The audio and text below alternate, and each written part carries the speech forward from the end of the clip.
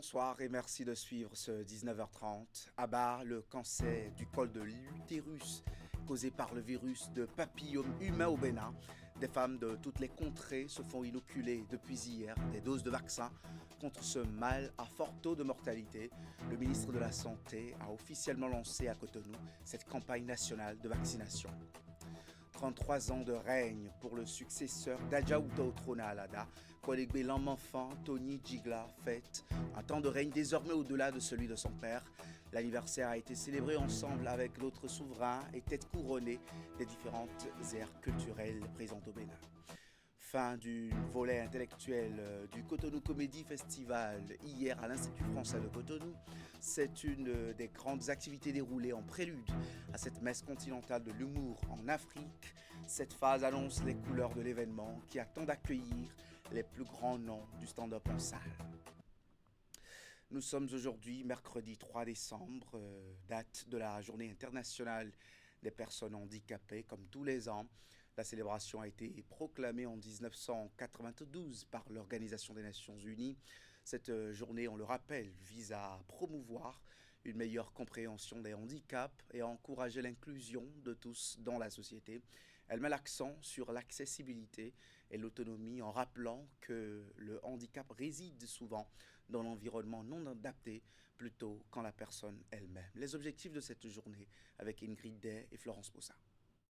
Favoriser des sociétés inclusives pour les personnes handicapées afin de stimuler le progrès social. C'est le thème retenu pour l'édition 2025 de la Journée internationale des personnes handicapées célébrée le 3 décembre de chaque année à l'initiative de l'Organisation des Nations Unies. Ce thème met l'accent sur la nécessité de construire des sociétés plus équitables et plus inclusives en éliminant les obstacles qui empêchent les personnes handicapées de participer pleinement à tous les aspects de la vie. Initiée en 1992, cette journée a pour objectif de promouvoir l'égalité de participation à la vie sociale et culturelle ainsi que le respect des droits et du bien-être des personnes handicapées. À cette occasion, des gouvernements, des organisations de la société civile et le grand public sont encouragés à organiser des événements pour sensibiliser et agir en faveur d'une société plus inclusive.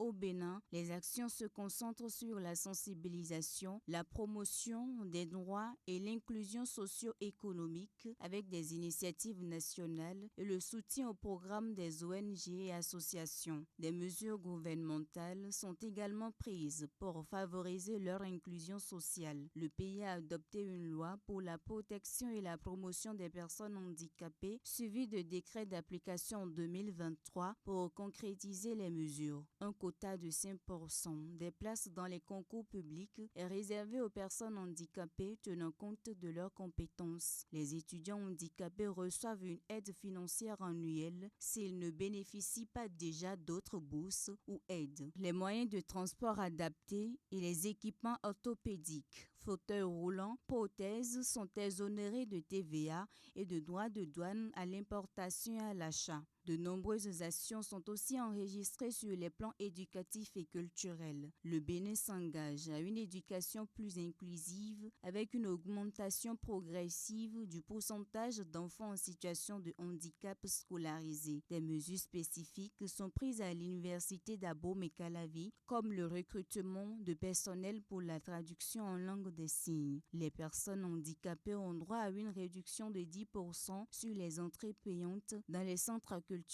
et de loisirs publics. Elles bénéficient de la réservation de places assises dans les centres culturels et de loisirs ainsi que la priorité d'embarquement et de débarquement dans les transports routiers, fluviaux, maritimes, aériens. Le cancer du col de l'utérus peut être évité désormais chez les femmes au Bénin.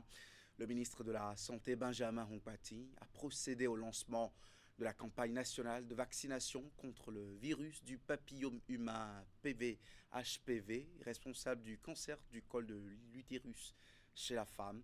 L'objectif est de prévenir et de protéger toutes les filles béninoises contre ce mal. La cérémonie de lancement officiel a eu lieu hier au Collège catholique Père au Pied de Cotonou en présence des partenaires techniques et financiers. Compte rendu, Florence Bossa, Jocelyn Barriga.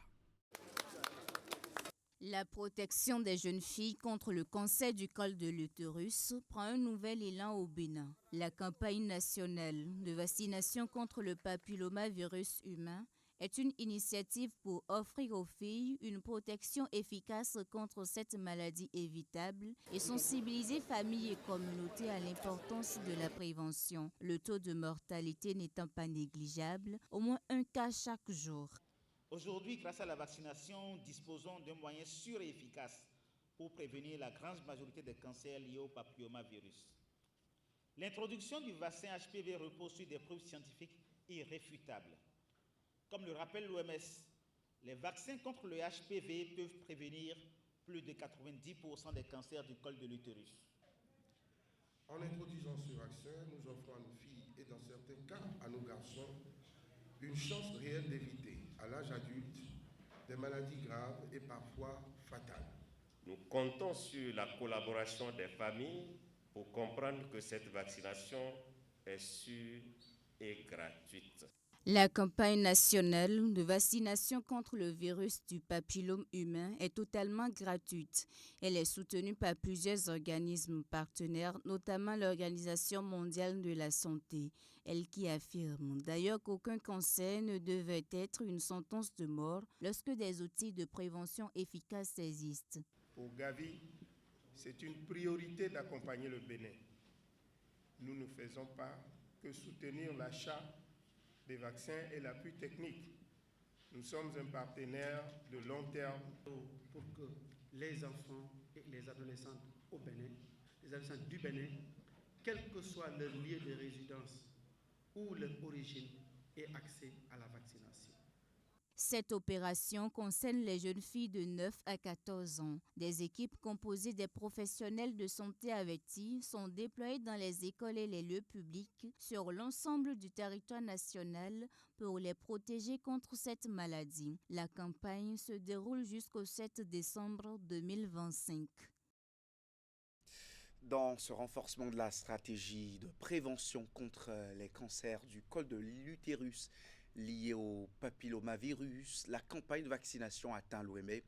L'opération a été officiellement lancée hier au Collège d'enseignement général 1 de Dangbo pour le compte de ce département. Là aussi, ce sont les jeunes filles de 9 à 14 ans qui sont invitées à recevoir le vaccin, et ce jusqu'à vendredi. Reportage.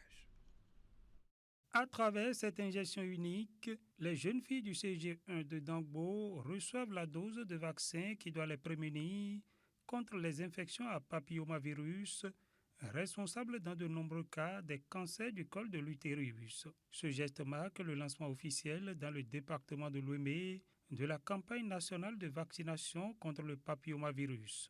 Le fardeau lié au cancer du col de l'utérus est énorme. Mais la vaccination est l'un des moyens les plus efficaces pour prévenir cette maladie. C'est pourquoi nous sommes fiers de lancer cette campagne de vaccination pour protéger nos filles contre ce fléau. Cette initiative de son Excellence le Président Patrice Talon et de son gouvernement avec l'appui des partenaires techniques et financiers marque un tournant important dans notre lutte contre le cancer du col de l'utérus, une maladie qui fait des ravages au sein de nos femmes, laissant des familles entières dans le désarroi total. Cette opération cible spécifiquement les filles âgées de 9 à 14 ans, conformément aux normes internationales de prévention. Et au-delà du milieu scolaire, plusieurs autres points de vaccination sont prévus afin de toucher le plus grand nombre et d'assurer une couverture protectrice optimale pour les adolescentes du département. La campagne se déroule sur la période du 1er au 7 décembre et sera suivie de l'introduction du vaccin anti-HPV dans la vaccination de routine. Au cours de la campagne, 2 lieux de vaccination sont distingués. La vaccination dans les écoles et collèges et la vaccination en communauté.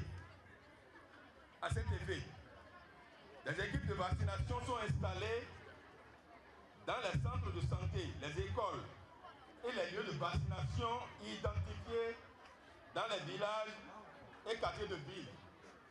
Il s'agit notamment des places publiques, la maison du chef de village ou chef de quartier, des lieux de culte, des marchés.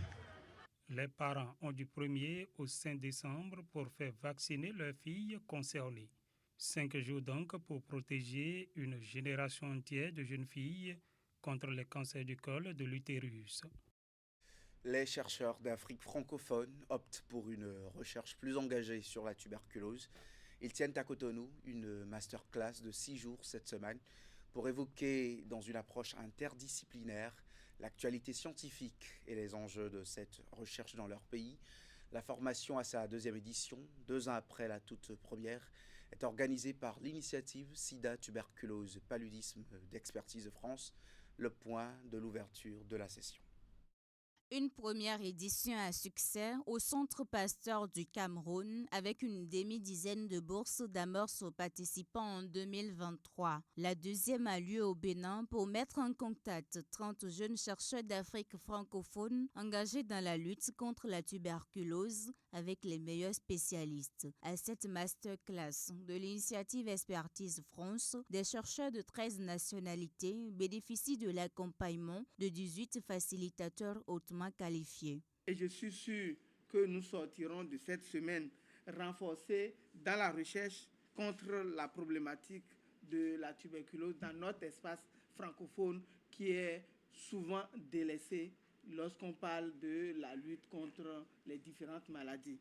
On est friand de toutes les initiatives qui peuvent renforcer la recherche, pas qu'en tuberculose, mais en tuberculose aussi.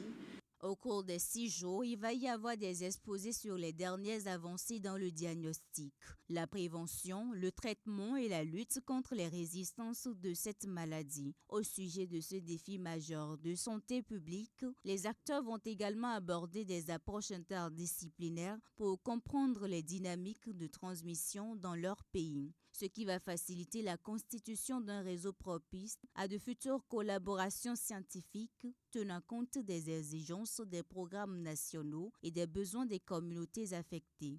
Nous voulons une recherche engagée. La tuberculose est une maladie fortement stigmatisée qui touche des publics qui bien souvent cumulent des facteurs de vulnérabilité, comme les détenus, les migrants, les personnes qui vivent dans des habitats insalubres et surpeuplés, les personnes vivant avec le VIH. Avoir une approche systémique est indispensable pour élaborer des stratégies de santé publique adaptées.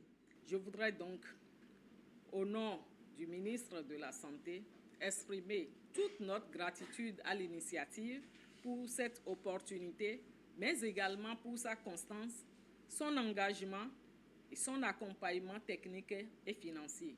Le Bénin, hôte de cette 2e édition, héberge le seul laboratoire de référence supranational de l'OMS en Afrique de l'Ouest et du Centre. Le pays assure aussi le secrétariat exécutif du réseau des coordonnateurs des programmes nationaux de lutte contre la tuberculose.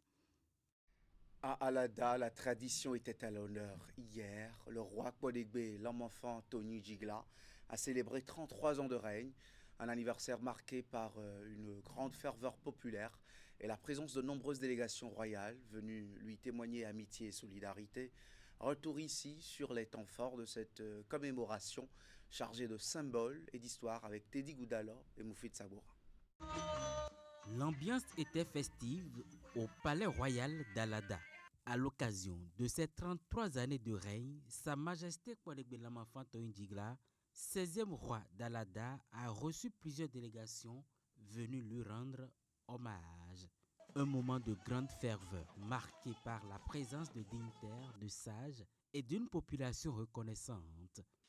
Depuis son intronisation le 2 décembre 1992, le souverain incarne la majesté du trône d'Alada avec une dignité exemplaire.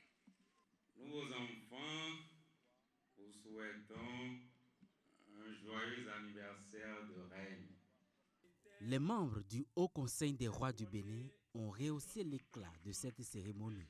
Dans leurs interventions, ces représentants royaux ont prononcé des bénédictions, messages de paix et salué la sagesse, la constance du roi Kpodegbelam Fanto Indigla, dont le règne est présenté comme un modèle de cohésion et d'ouverture sur le monde. La délégation du Haut Conseil des rois du Bénin, organisation fêtière des rois, dont vous êtes le président, est arrivée à Alada pour vous présenter ses vives félicitations. Chers princes et princesses, il y a un temps pour tout. Et le temps, c'est la gloire et le témoin de Dieu. Oui, nous venons de naître. Il vient de faire joie dans ça. Oui, l'an 1. Nous célébrons aujourd'hui l'an 1 de notre règne. Dieu est grand et les ancêtres sont vivants. Dieu veillera sur notre pays. Nos ancêtres veilleront sur notre pays et la paix régnera toujours, toujours, toujours au Bénin. Après 33 ans de règne, Kpodegbelam Fanto Indigla réaffirme ainsi son engagement à poursuivre sa mission, protéger l'héritage ancestral et accompagner le développement social et communautaire du royaume. Une explosion de joie, le goût de la victoire au thème d'une véritable bataille et la fierté d'avoir porté haut les couleurs du Bénin. Les guépards scolaires sont en finale du tournoi UFOAB U15 scolaire qualificatif, il faut le rappeler, pour le championnat africain de football scolaire 2026. En demi-finale, les protégés de Sévérin d'Anha ont arraché leur ticket en s'imposant 1-0 face au pays hôte, le Burkina Faso, grâce à un but de Bachirou Maman, inscrit à la 17e minute de jeu, porté par un public acquis aux locaux et sous une forte pression jusqu'au bout. Les jeunes champions ont résisté avec courage jusqu'au coup de sifflet final de l'arbitre nigérien Ibrahim Mohamed. Le Bénin va disputer la grande finale demain à 15h GMT face au Niger, vainqueur de la Côte d'Ivoire ce matin, après la fatidique séance des tirs au but. Fierté nationale, détermination, passion, les guépards scolaires ne lâchent rien. On finit maintenant avec les arts et la culture. Le Bénin accueille depuis ce début de semaine un rendez-vous incontournable de l'humour africain, le Cotonou Comedy Festival, événement qui célèbre le pouvoir de l'humour en faisant tisser des liens. Le volet intellectuel de ce grand rendez-vous du rire au niveau continental a pris fin hier à l'Institut français de Cotonou. Retour sur cette cérémonie de clôture dans ce reportage de Candide Rouentor et Henri Ganti.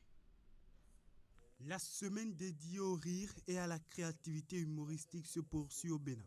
Les journées se suivent et les différentes activités entrant dans le cadre du Cotonou Comedy Festival se succèdent dans la ville capitale économique. Après la masterclass de 2 jours qui a donné le top départ des activités de cette édition 2025, une table ronde a mis fin au volet intellectuel d'une semaine riche en rencontres, échanges professionnels et performances artistiques. Elle s'est articulée autour de la thématique des rencontres de l'humour africain. La table ronde portait sur ce métissage, sur le pont qu'on peut bâtir et le fait d'être une humoriste africaine vivant en Europe, comment on peut expatrier en fait son art ici, quels sont les ponts qu'on peut établir entre les gens, est-ce que le rire est juste africain, est-ce qu'il y a un rire africain ou le rire est universel? Un long moment de partage d'expériences entre des acteurs internationaux et nationaux qui sont au cœur de l'humour. Chacun d'eux a eu le temps de se prononcer sur un certain nombre de sujets qui visent à créer un écosystème humoristique dynamique au Bénin. Le talent, ce n'est pas un problème sur le continent, parfois c'est les moyens. Et donc il a été aussi question de pouvoir développer davantage les comédie clubs, une volonté de faire plus de comédie clubs au Bénin, ailleurs qu'à Cotonou. Et puis il a aussi été question du travail, de la formation des artistes, de l'écriture, de la scène, de la production, etc. Je me suis senti écouté. Et en tant qu'humoriste, on a ce besoin-là de se faire écouter. Et quand tu te fais écouter, tu dis ce dont tu as besoin, ce dont tu auras besoin. Et ça te permet de t'exprimer et que les personnes qui doivent t'écouter t'écoutent aussi. Et cette table ronde permet d'exprimer nos besoins. Je crois que ce soir, ça a été en partie fait et on va continuer par le faire. De nombreux défis à relever pour l'atteinte de la vision du gouvernement. Celle de valorisation du potentiel humoristique béninois et continental en créant le cadre de diffusion, de formation et de collaboration aux talents africains. Après le volet intellectuel, cette première édition du Cotonou Comedy Festival se poursuit jusqu'au 6 décembre 2025 avec une immersion dans les techniques modernes de narration humoristique grâce à des artistes venus de divers horizons. Merci d'avoir suivi ce journal qui est désormais à sa fin. Vous suivez à 20h précise l'info continue pour le décryptage de l'actualité politique législative de 2026. Les partis de la mouvance peuvent-ils maintenir le cap? C'est le thème avec deux journalistes invités, Romuald Roui et Moïse Nonvillon. Merci de prendre rendez-vous avec Wahab Alikwara.